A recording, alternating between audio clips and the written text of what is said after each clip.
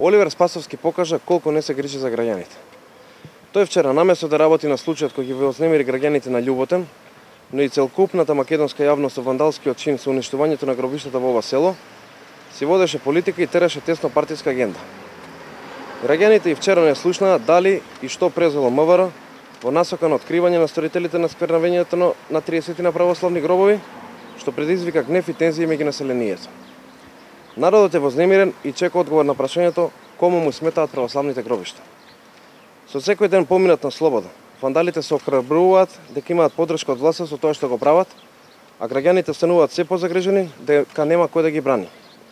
Оливер Спасовски зема плата од граѓаните и не сме да го игнорира нивниот револт и загриженост. МВР на чело со Спасовски, наместо сторителите да ги изведе пред лицето на правдата и да спречи повторување на делото, времето го троши на работи кои се сведуваат на рубрика од жолтиот печат.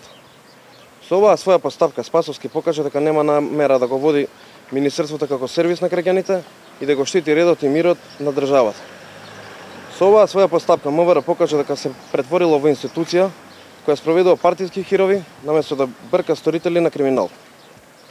Со оваа своја постапка само се засилува стравот дека чинот во Љуботен е осмислен акт со цел да се предизвика тензија која треба да ја дефокусира јавноста од политичките потези на власта во наредниот период, а кои се од сериозно значење за идентитетот и опстојување на државата и народот.